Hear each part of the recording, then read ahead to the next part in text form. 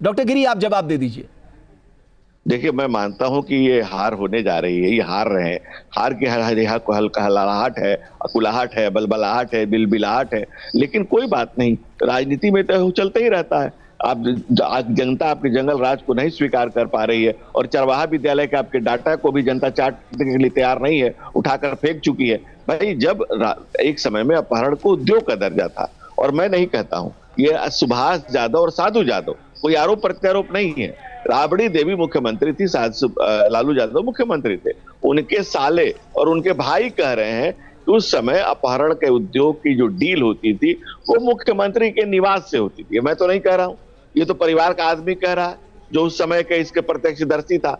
अब उस पर आप क्या पेबंद लगाएंगे जब शट एंड ओपन केस है, जब खुला खेल फर्रुखाबादी चलता था, जब आपके समय के शिवानंद तिवारी ने कहा था कि तू लूटा हम लूटी, लूटे के आजादी बा, जब मशीन कोबाल्ट मशीन घोटाला, चारा घोटाला, अलकतरा घोटाला, दवा घोटाला, और सबसे बड़ी बात आरोप प्रत्यारोप नहीं है, हम उसमें कहीं नहीं थे, न 3 में 13 में सरकार में आप थे, जांच आपके समय शुरू हुई, केंद्र में कांग्रेस की सरकार थी, समर्थन आपका था, जेल आप गए, यानी कि इट इज ओपन केस। ठीक है डॉक्टर संजय कुमार साहब, जब हम क्राइम की बात कर रहे हैं, ये भी नेशनल क्राइम रिकॉर्ड ब्यूरो ने 2015 से 2024 तक का जो आंकड़ा मैं रख रहा हूं, तो बिहार में क्राइम इंक्रीज हुआ 80.2% से।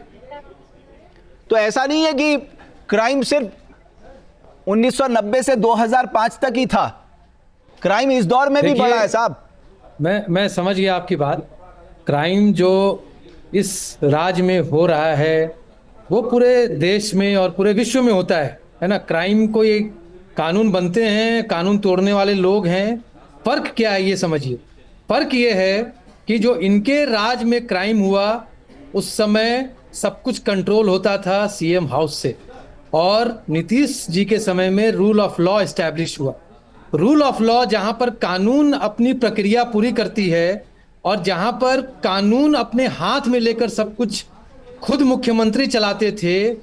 आज आपने कुछ दिनों से सुना होगा, फिर से ये रिपब्लिक टीवी पर अर्नब गोस्वामी जो है वो बार बार चला रहे हैं कि शहाबुद्दीन जो है जब जेल में थे और लालू यादव जी मुख्यमंत्री थे तो वहां से बात कर रहे हैं और ये कह रहे हैं जरा सिवान के देखी, सिवान में बहुत डिस्टरबेंस भाई, पुलिस वाला बहुत तकलीफ करता है ना वहां पर।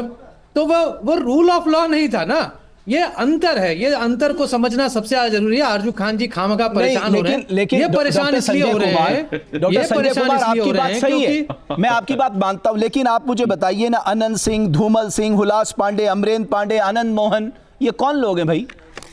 ये लोग जो भी हैं, अरे जो भी नहीं, नीतीश जी ने प्रोटेक्ट नहीं किया, गठबंधन के साझेदार हैं, ने प्रोटेक्ट नहीं किया। ये कानून के प्रक्रिया के हिसाब से सब कुछ चल रहा है। इसमें नीतीश जी का कहीं कोई इंटरवेंशन नहीं है। जब हमारे नेता का कहीं कोई इंटरवेंशन नहीं है, जहां पर रूल ऑफ लॉ चल रहा है, वहां पर ये फर्क समझना बहुत जरूरी है। ये फर्क जब तक ये नहीं समझेंगे, आज इनकी बौखलाहट इसलिए है क्योंकि ये आज फिर से ये 20 साल से इनको गलत कमाई जो ये करने की इनकी आदत थी वो बंद हो गई। इनके नेता की भी बंद हो गई, इन लोगों की बंद हो गई। तो ये गलत कमाई कर नहीं पा रहे हैं, गुंडागर्दी कर नहीं पा रहे हैं, बदमाश लोग जो है। फिर से देखिए आप सोशल मीडिया पे देखिए, सोशल मीडिया पे ये बार बार वीडियो चला रहे हैं, कोई कट्टा उठा के वीडियो बना रहा है लड़के कि अब आरजेडी के राज आएगा, फिर से हम ये करेंगे, फिर से जंगल राज आएगा। ये क्या तमाशा है भाई? पासवान साहब, पासवान साहब को भी मैं इस चर्चा में शामिल करना चाहता हूं। पासवान साहब, मैं आपसे समझना चाहता हूं, आपको लग रहा है कि ये जंगल राज का जो पूरा आरोप है और बहुत सोची समझी रणनीति के तहत बीजेपी जेडीयू हर मंच पे इसका जिक्र कर रही है, ये आपके अलायंस पे भारी पड़ सकता है, यानी आपका अलायंस इस भंवर से बाहर निकल पा रहा है?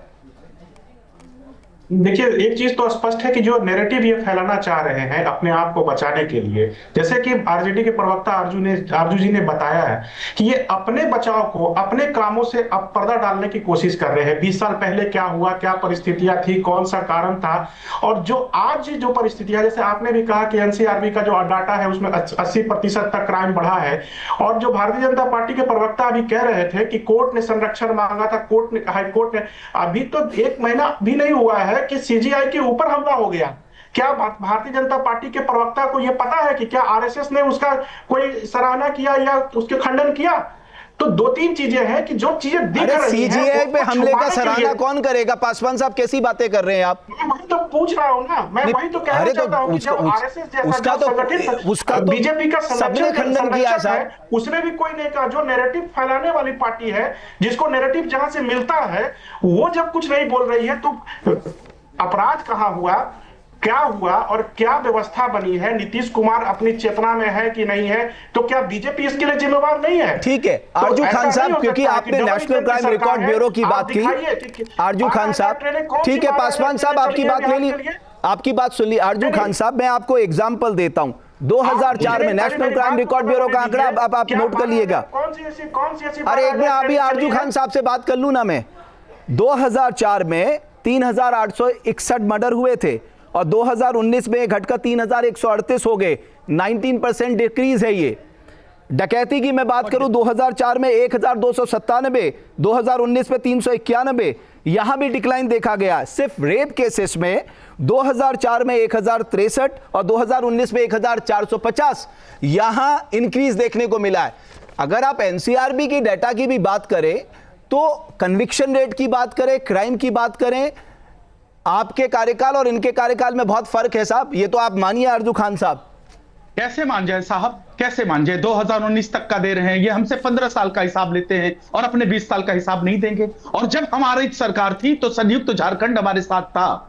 इनको सोचना चाहिए और एनालिसिस करना चाहिए कि संयुक्त झारखंड हमारे साथ था तो आप तो डबल क्या 4 गुने ग्राफ में तेजी से बढ़ रहे हैं हर चीजों में। और वो नीति आयोग की रिपोर्ट, ये बार बार जाएंगे 20 साल पहले, अतीत में जाएंगे, इनका गिरेबान पकड़ के खींच के लाऊंगा वर्तमान में और पूछूंगा आज की नीति आयोग कहती है बिहार को स्पेशल स्टेटस के साथ स्पेशल पैकेज कहां चलेगा साहब, कहां चलेगा साहब? नीति आयोग की रिपोर्ट मैंने डॉक्यूमेंट किया है, ये क्राइम का ब्यूरो, देखिए आप, ये पेपर कटिंग्स हैं, ये भरा पड़ा हुआ है। ये मतलब इनके 15 साल में इन्होंने इतने गुल खिलाए हैं कि पूरा भरा पड़ा हुआ है। आप अगर उठा के आप मंदिर के मठाधीश बना रहे हैं क्या? अभी जितने भी एंकर महोदय ने जो नाम लिया वो क्या है, बता तो दीजिए ना।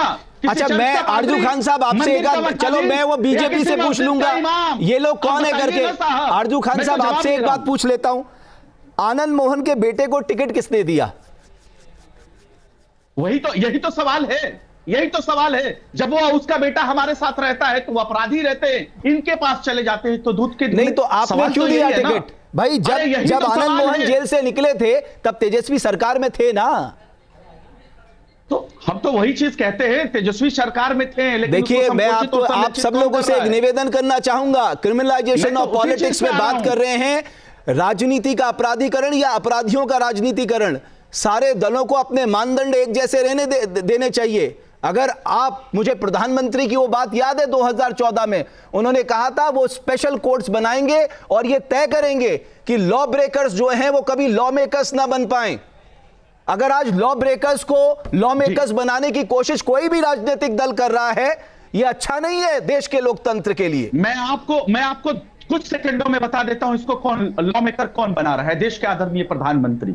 अच्छा ये बताइए, जो जिस देश के प्रधानमंत्री ने जिसको अपराधी कहा वो अपराधी होना चाहिए ना, उसकी जगह जेल की सलाखों के पीछे होनी चाहिए ना। वो इलेक्शन लड़ता है, इलेक्शन के बाद 11 सीट लाने वाला, 4 सीट लाने वाला कैसे डिप्टी सीएम और कैबिनेट का मंत्री बन जाता है? जिसको देश के प्रधानमंत्री कहते हैं वो अपराधी है, उसकी जगह जेल की सलाखों के पीछे। ठीक है, अभी आपने बात कर ली आरजू खान साहब, अभी आप डॉक्टर धनंजय गिरी को अपना जवाब देने दीजिए। धनंजय गिरी साहब, क्या हम हमारे अपने देश के लोगों को हम क्या समझते हैं? हम कहते हैं साहब हम क्रिमिनल से, अपराध से दूर रखेंगे, लेकिन जब हम ऐसे लोगों को टिकट देते हैं तो हम क्या मैसेज देते हैं साहब?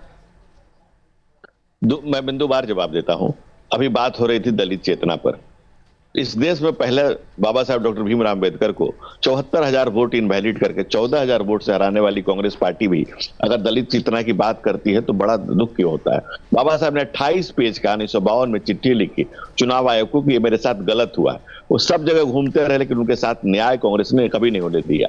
बाबा साहब के साथ न्याय किया हमने, जब हम पंचतीर्थ बनाए, बाबा साहब को भारत रत्न दिया और उनके नाम पर तमाम योजनाएं शुरू कर दी। पहले दलित चेतना की बात है। दूसरी बात, आरजेडी की बात पर आप आते हैं। आरजेडी के समय में किसको हिम्मत था भाई कितने लोग को हिम्मत था थाना तक जाने के लिए, कितने लोगों को हिम्मत था उस जंगल राज के उस कराहते हुए, उस रोते हुए, उस रेंगते हुए व्यवस्था में अपनी बात कह लेने का।